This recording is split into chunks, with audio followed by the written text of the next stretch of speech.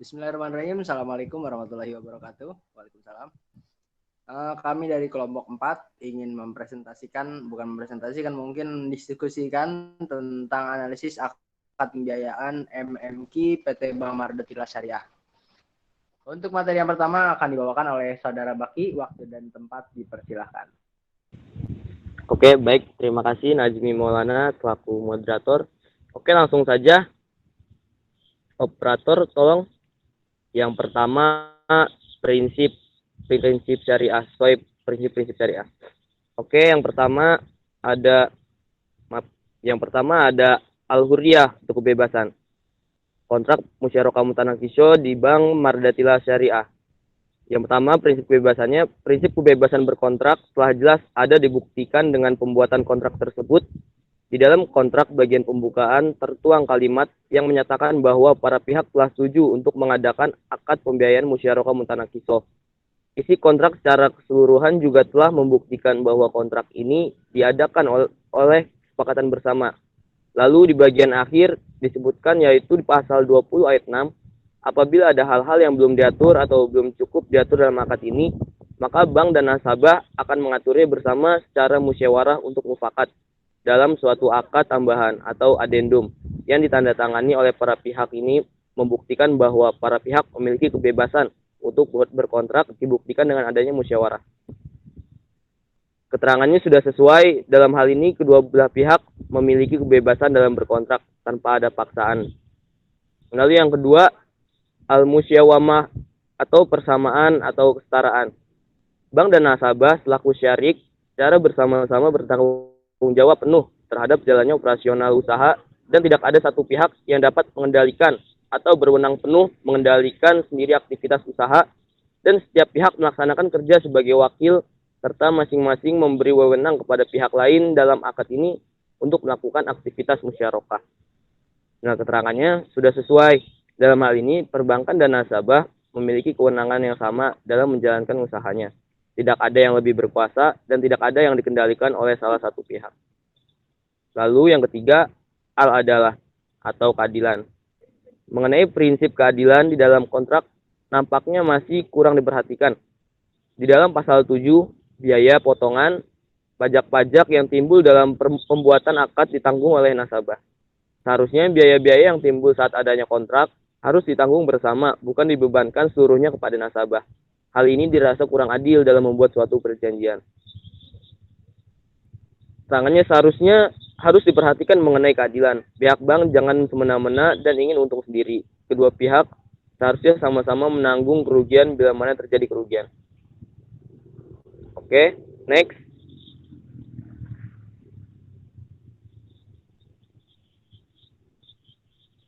Lalu yang keempat, al-ridho atau kerelaan.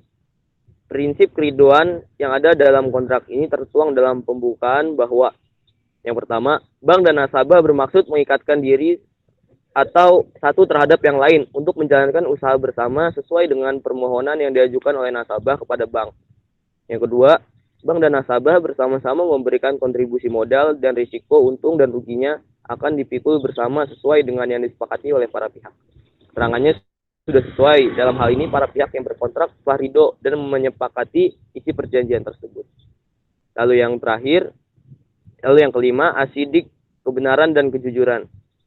Pada pembukaan poin kedua, keterangan pada poin tersebut tidak menerapkan prinsip syariah, yaitu asidik, karena pada alamat si nasabah tidak diberitahukan secara jelas. Lalu pada pasal 9 ayat 2 tentang denda, keterangan jujur dari pihak dalam penggunaan dana dari ganti rugi atas keterlambatan yang harus diperuntukkan sebagai dana sosial, dan itu harus benar-benar dilaksanakan oleh pihak bank. Lalu pada pasal 9 tentang peristiwa cedera janji. Pada pasal itu sangat diperlukan kebenaran dan kejujuran dari pihak nasabah agar tidak terjadinya peristiwa cedera janji itu atas kelalaian si pihak nasabah itu sendiri. Lalu pada pasal 11 ayat 1 dan 2, pada keterangan objek agunan atau jaminan harus pasti kebenarannya agar tidak merugikan pihak manapun dalam akad tersebut. Lalu keterangannya masih terdapat kekurangan dari kontrak tersebut. Saran lebih lanjut bahwa seharusnya pihak yang berkontrak agar memberikan informasi yang lengkap dan benar.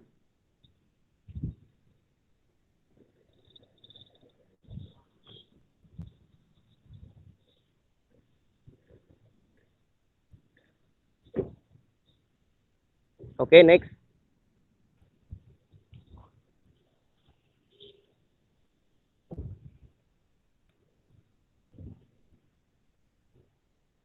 Lalu yang belum. Demikianlah akta ini. Keterangan pada istilah tersebut, prinsip syariah yaitu asidik sangat diterapkan agar tidak adanya kekeliruan dalam akta-akad musyarakah mutanakisah ini, karena isinya itu orang yang terikat dalam pembuatan akta ini. Lalu yang terakhir ada al-kitabah atau tertulis.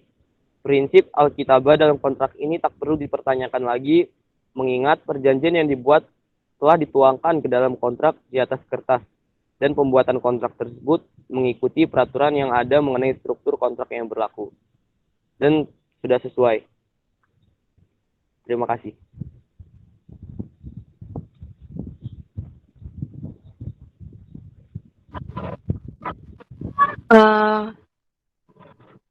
Saya Violenta Larasati izin memaparkan mengenai struktur kontrak. Pertama, ada bagian awal akta. Di bagian awal akta ini, struktur kontraknya ada judul akta. Kontrak MMQ di Bank Mardatila Syariah ini, nama judul aktanya itu Akad Pembiayaan Musyarakah Mutanakisah. Keterangannya sudah sesuai. Kemudian nomor akta. Nomor akta, terdapat nomor akta dalam akad ini. Keterangannya sudah sesuai. Lalu ada jam, hari, tanggal, bulan, dan tahun. Di kontrak MMQ di akad ini sudah terdapat tanggal pembuatan dan lain sebagainya, maka keterangannya sudah sesuai.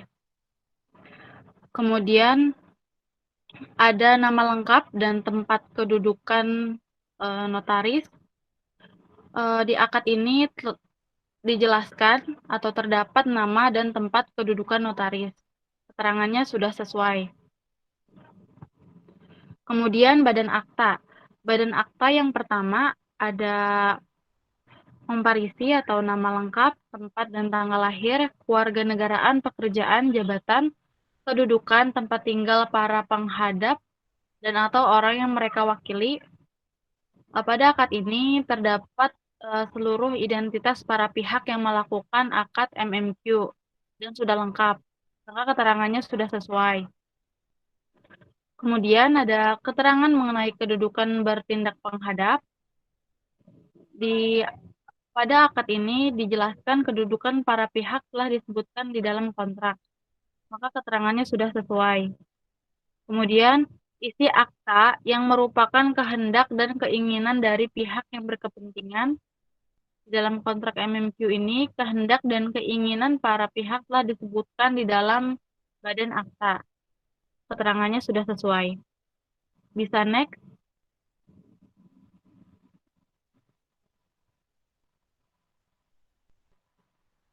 Kemudian yang keempat, ada nama lengkap, tempat dan tanggal lahir, serta pekerjaan, jabatan, kedudukan, dan tempat tinggal dari tiap-tiap saksi pengenal.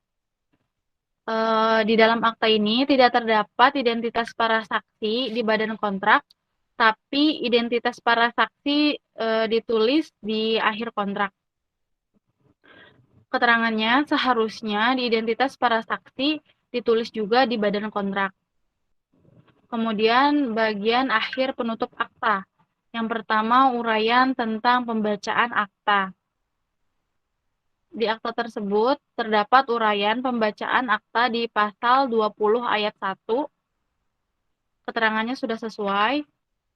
Kemudian yang ketiga ada, yang kedua ada uraian tentang penandatanganan dan tempat penandatanganan atau penerjemah akta jika ada.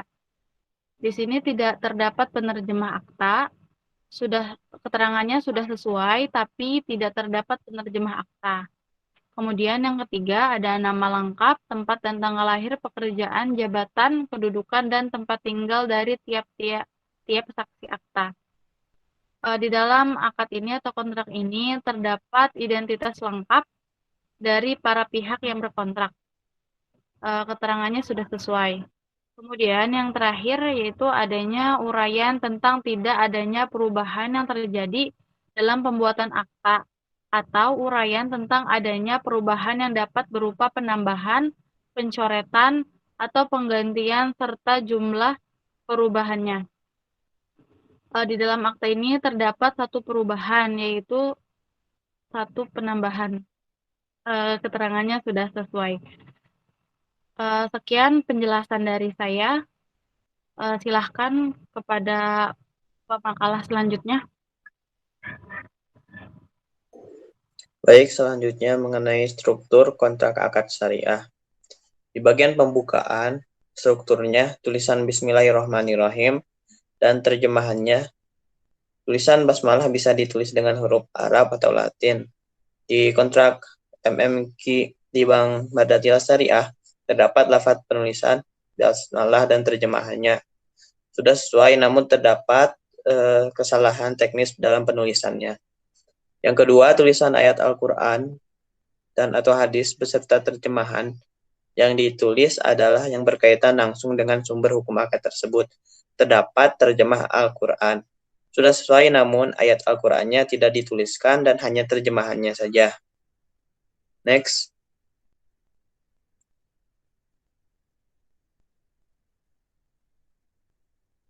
Yang ketiga, mengenai judul akta ditulis sesuai dengan isi kesepakatan dan ditulis dengan huruf kapital serta diletakkan di bagian tengah.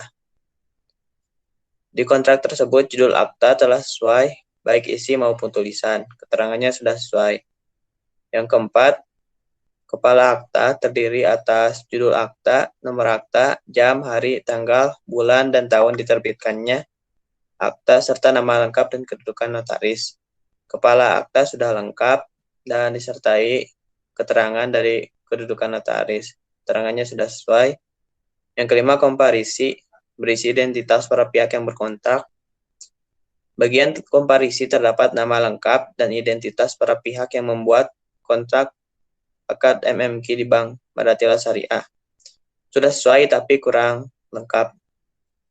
Yang keenam, premis merupakan salah satu syarat sahnya suatu kontrak atau akad karena isinya merupakan pernyataan bahwa kontrak tersebut dibuat atas dasar yang halal dan sebab dibuatnya kontrak yang bersangkutan.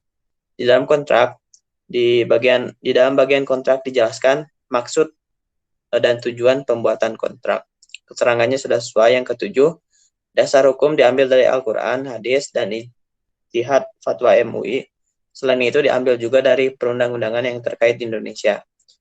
Dalam kontrak tersebut, dasar hukum yang dipakai hanya terjemahan Al-Quran, namun tidak mencantumkan fatwa MUI dan perundang-undangan di Indonesia. Tidak sesuai karena klausul mengenai dasar hukum ada di bagian isi, yaitu pasal 17 mengenai hukum yang berlaku. Seharusnya dicantumkan juga di bagian pembuka. Bagian berikutnya yaitu mengenai isi. Yang pertama, klausul definisi. Kata kalimat yang diatur dan dituangkan dalam kontrak yang diberikan batasan arti atau maknanya agar tidak menimbulkan salah pengertian dan salah penafsiran, serta agar para pihak jelas dan paham maksudnya. Dalam pasal 1, klausul mengenai definisi tertuang dengan lengkap. Keterangannya sudah sesuai. Next.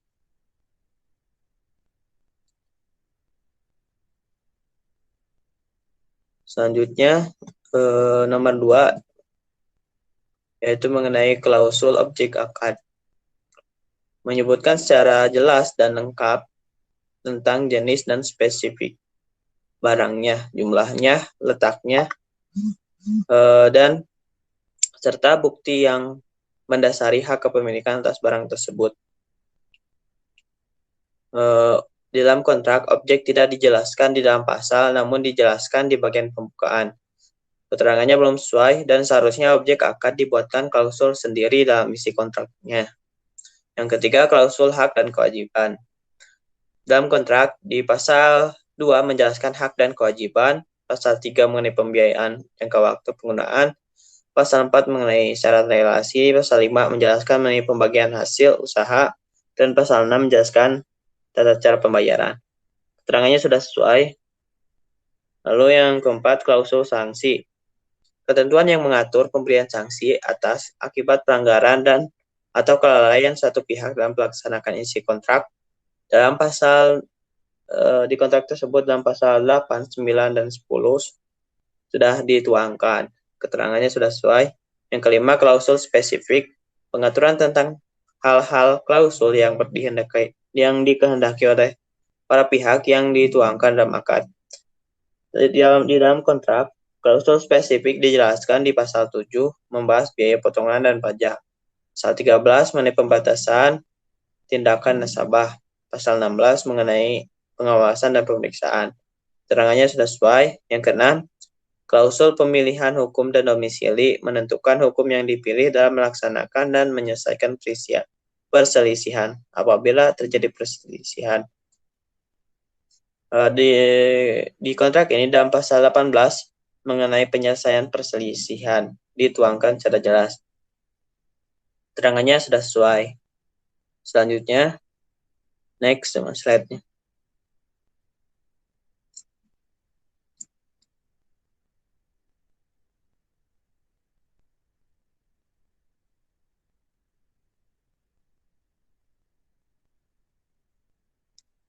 Next, yang nomor 7 mengenai jaminan dan agunan. Di dalam kontrak tersebut, pasal 11 mengenai agunan dan pasal 12 pernyataan dan jaminan nasabah. Keterangannya sudah sesuai. Lalu yang nomor 8 mengenai asuransi. Pasal 14 mengenai asuransi telah dicantumkan. Pasal 14 mengenai asuransi telah dicantumkan secara jelas. Keterangannya sudah sesuai. Lalu yang ke-9, force majeure. Di kontrak tersebut dalam pasal 15 mengenai force majeure telah dituangkan secara lengkap. Keterangannya sudah sesuai. Lalu bagian penutupan. Poin 1, pernyataan para pihak tentang tiadanya hal-hal yang membatalkan akad.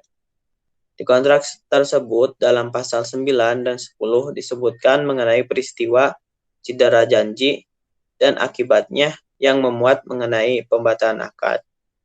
Keterangannya sudah sesuai. Lalu yang kedua, penandatanganan lampiran bila ada. Yang kedua, penandatanganan sudah lengkap, keterangannya sudah sesuai. Yang ketiga, lampiran. Di kontrak tersebut tidak ada lampiran. Mungkin itu saja. Selanjutnya akan dijelaskan oleh materi berikutnya.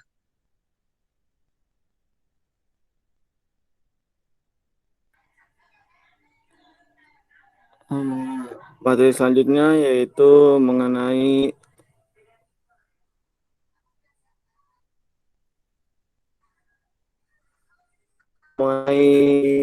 unsur akad syariah.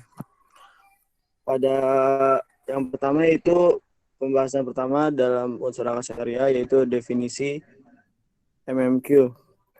Menurut regulasi Fatwa DSN nomor 73 /DSN MUI /11 2008, musyarakah mutanakisoh adalah musyarakah atau syirkah yang kepemilikan aset atau barang atau modal salah satu pihak atau syarik berkurang disebabkan oleh pembelian secara bertahap oleh pihak lainnya. Pada praktek MMQ di Bank Mardatilah Syariah sama atau sesuai dengan fatwa dan keterangannya sudah sesuai. Pembahasan yang kedua yaitu tentang jaminan atau agunan. Secara regulasi pada prinsipnya dalam pembiayaan musyarakah tidak ada jaminan. Untuk menghindari terjadinya penyimpangan, LKS meminta jaminan dan dalam praktik MMQ di Bank Mardatilah Syariah dapat jaminan dan keterangannya sudah sesuai. Dan pembahasan yang ketiga itu tentang tazir atau denda. Menurut regulasi Fatwa DSN MUI nomor 17 DSN MUI nomor 9 tahun 2000, Yang pertama, sanksi disebut dalam fatwa ini adalah sanksi yang dikenakan LKS kepada nasabah yang mampu membayar, tapi menunda dengan sengaja. Yang kedua, nasabah yang tidak atau belum mampu membayar disebabkan force majeure tidak boleh dikenakan sanksi. 3. Nasabah mampu yang menunda pembayaran dan atau tidak mempunyai kemauan dan itu untuk membayar hutangnya boleh dikenakan sanksi. Dan yang keempat, sanksi didasarkan pada prinsip tazir, yaitu bertujuan agar nasabah lebih disiplin dalam melaksanakan kewajibannya. Dan yang kelima, sanksi dapat berupa denda sejumlah uang yang besarnya ditentukan atas dasar kesepakatan yang dibuat saat akad ditandatangani. Dan yang terakhir, nomor 6, dana yang berasal dari denda diperuntukkan sebagai dana sosial. Dan praktik dalam MMQ di Bank Mardatila Syariah, dalam klausul kontrak disebutkan mengenai denda dan menyebutkan besaran dendanya tiap keterlambatan. Dan denda yang diperoleh diperuntukkan untuk dana sosial.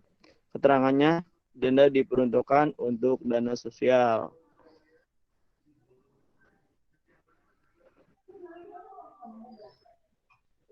Selanjutnya akan dijelaskan oleh Makal. Selanjutnya yang keempat yaitu takwib atau ganti rugi. Regulasinya menurut fatwa DSN MUI nomor 134 /DSN MUI /2 2020, biaya real yang boleh dikenakan oleh LKS kepada nasabah harus memenuhi kriteria berikut. Yang pertama, dapat ditelusuri traceability atas biaya pengkiadualan kembali. Yang kedua, kerugian real yang nyata-nyata terjadi dalam proses bisnis yang normal atau al-urf as-sohih, yaitu yang pertama terkait langsung dengan biaya-biaya yang ditimbulkan akibat restrukturisasi atau bersifat variabel yang telah terjadi atau incurred direct variable cost. Satu, berdasarkan biaya-biaya yang nyata terjadi atau berdasarkan historical cost penjadwalan kembali, dan jumlah atau nilainya harus memenuhi prinsip kewajaran dan kelaziman atau arm's length principle. Nah, praktek di Bank Mardatila Syariah itu sudah terdapat jumlah ganti rugi. Keterangannya sudah sesuai karena ganti rugi harus berdasarkan nilai real dan tidak boleh dituangkan dalam kontrak. Yang kelima yaitu hisoh.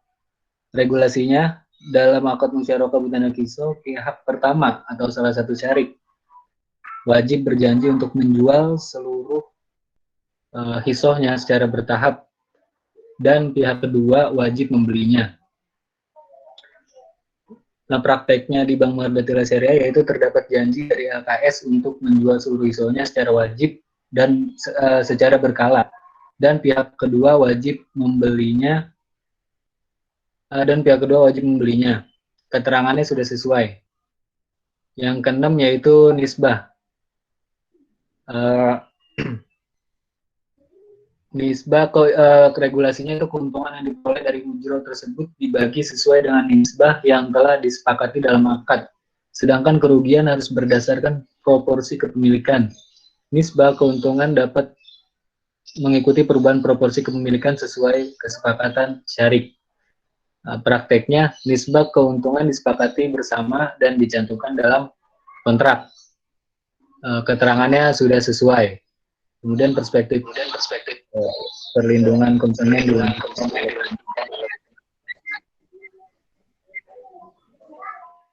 perspektif perlindungan konsumen.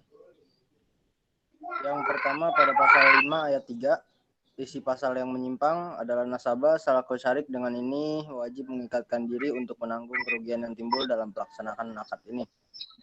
Permasalahannya, nasabah yang mengikatkan diri menanggung kerugian. Solusinya, seharusnya nasabah dan bank saling mengikatkan diri dalam menanggung kerugian. Tidak cuma nasabah yang menanggung kerugian, gitu.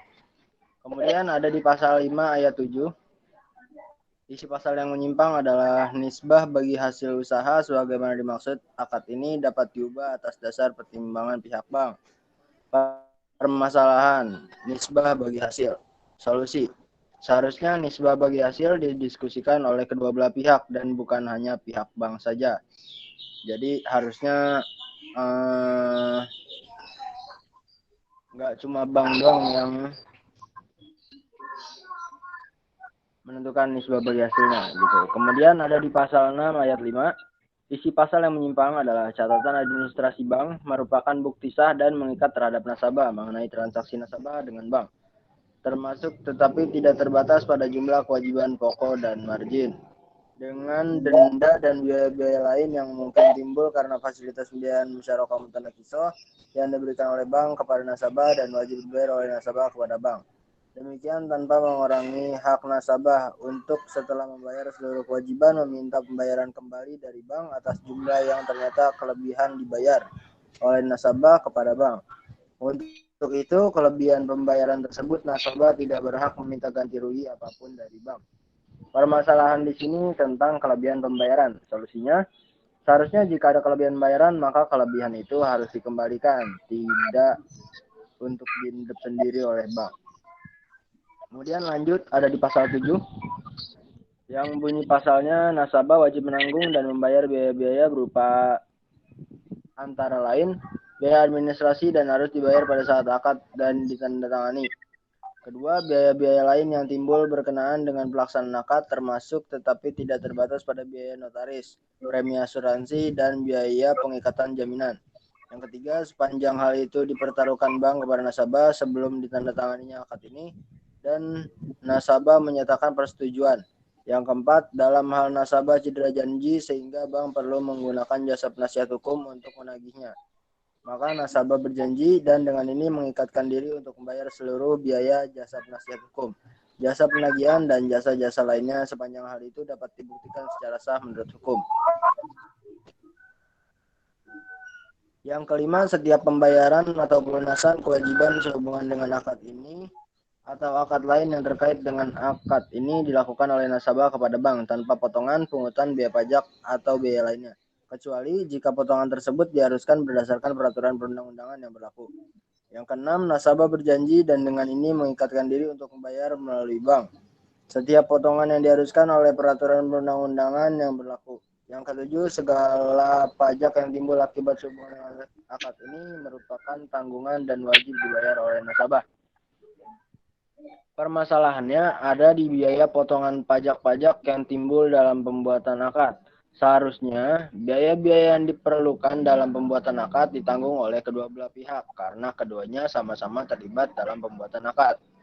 Kemudian perspektif perlindungan konsumen yang nomor 5 itu terdapat pada pasal 9 ayat 1. Di mana pasal yang menyimpang itu berbunyi menyimpang dari ketentuan dalam pasal 3 akad ini. Bank berhak untuk meminta kembali dari nasabah atau siapapun juga yang memperoleh hak darinya atas seluruh atau sebagian jumlah kewajiban nasabah kepada bank berdasarkan akad ini, untuk dibayar dengan seketika dan sekaligus tanpa diperlukan adanya surat pemberitahuan, surat teguran, atau surat lainnya. Permasalahannya adalah jika cedera janji nasabah harus membayar seketika tanpa surat pemberitahuan. Solusinya, seharusnya ketika cedera janji, pihak bank memberikan surat pemberitahuan terlebih dahulu, jangan serta-merta nasabah membayar seketika. Mungkin sekian dari diskusi kelompok 4. Bila ada kesalahan atau kekurangan, mohon dimaklumi. Sekian, wassalamualaikum warahmatullahi wabarakatuh.